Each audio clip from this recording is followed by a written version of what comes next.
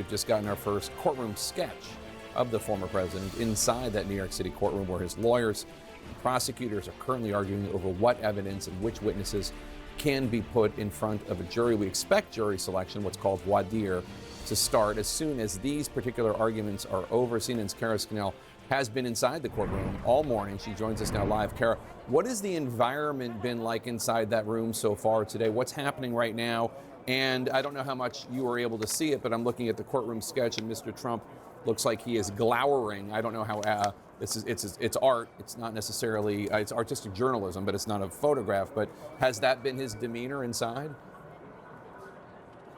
You know, Donald Trump has been very engaged and paying attention. I've seen that from my vantage point, he's been biting his lower lip at times. You know, he was talking to his attorney, passing a note to him at one point, and leaning forward to look at the screen in front of him. And on that screen is some of the evidence that the prosecution is going over with the judge about whether they can use it in that case. So in some of these instances, it is actually tweets that Trump had put up, Truth Social posts, and also they played some video of Trump at campaign rallies right around the presidential election. So he paying attention pretty closely to that. I mean, his expression is one that I would say leans more toward frustrated and annoyed that he's in there, but he is paying close attention. You know, he hasn't spoken inside the courtroom right now. This is just the discussions between the attorneys and the judge as they're trying to fine-tune what the jury can hear based on some of the judge's prior rulings. They're just trying to make sure they understand the contours of what they can say to the jurors. And that's important because, as you said, the potential jurors have not come into the room yet. But once the judge begins the questioning, the attorneys for both sides will be able to weigh in and ask their own questions. So they want to make sure they understand what is okay for them to say as they begin also to think about how they're going to present this case to the jury. So, you know, a lot of the questions right now have been around Michael Cohen. He is a central witness in this investigation. He's going to be one of the prosecution's key witnesses because he was involved in structuring these deals, and he was also the person who was repaid the deals. And that is where this alleged crime took place, in how Cohen was reimbursed, how that was documented on the corporate books. So right now, you know, the prosecution and the judge going back and forth over what he will allow. Once this wraps, though, then the jury pool will be brought into the courtroom and will actually begin the process of voir dire. Jake? Right now, we're being told, Lanny, that there's a debate between prosecutors and the defense attorneys in front of the judge about what the jury can be told about the crimes that Michael Cohen was found guilty of. What do you make of that? Why do you think it's important one way or the other? Well, I don't make much of it. They're already public knowledge. He pled guilty and went to jail. He withstood harsh cross-examination already by the Trump team in the New York Attorney General's office. It was very harsh. The judge heard it all and made a decision that Cohen was credible. I suspect that 12 jurors will hear similar attacks on his credibility because he was convicted and pled guilty to these crimes, most of which were done on behalf of and according to federal prosecutors at the direction of Donald Trump.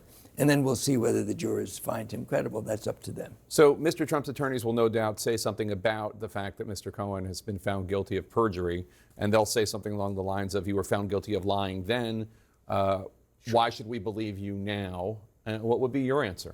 Well, if I'm his lawyer, I would say tell the truth, that you lied about the duration of your calls concerning the Moscow Trump Tower. That was the charge, that was the lie to Congress, and that he did it not for his own benefit, but at the direction of Donald Trump. And if there's a quarrel about whether it was at the direction of Donald Trump, the evidence found by federal prosecutors in the Trump DOJ administration used the word direction. So that would be what Michael Cohen will say truthfully. And that happened during the New York AG trial, and he was found to be credible. Michael Cohen has gone through quite a transformation from one of Donald Trump's most loyal lawyers, employees, fixers, to a key witness in this very first criminal trial against Donald Trump. In fact, one can say he's the key witness in the trial against him. Why does he now think this is the right thing to do?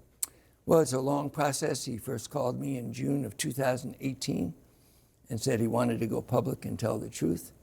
I asked him why, and he said that he wanted to do it for his family and his country. And then we tested that in front of the American people and the world in public testimony before the House Oversight Committee. He began the testimony by saying, "I'm ashamed. I have no excuses. I do not ask to be forgiven." So he owned his crimes. And then the question is whether these 12 jurors will believe him, and I'm going to leave that up to the jury. Jamie? For the record, Donald Trump has denied this alleged sexual encounter, but one of the underlying questions here is what was the motivation for the payment? And two things can be true at the same time. So Trump's lawyers might say it was to protect his wife from finding out about what he denies happened. The other is we're in October, Access Hollywood has happened, he's running for president, and we're in the weeks leading up to the election. Do you have any insight from what you know about the case about what might speak to the election being the motivation? Yes, I have a lot of insight because I sat in the room for almost 2 years with prosecutors questioning Michael Cohen, and I can't talk about that. I can only say, which I've been allowed to say before, whatever Michael Cohen says about the timing of that payment, end of October before the election, in the courtroom, will be surrounded by text messages, telephone records, documents, and other corroborating witnesses. So I can assure you that it will not be Michael Cohen's testimony alone that will describe the political motivation of the timing of the payment to Ms. Daniels.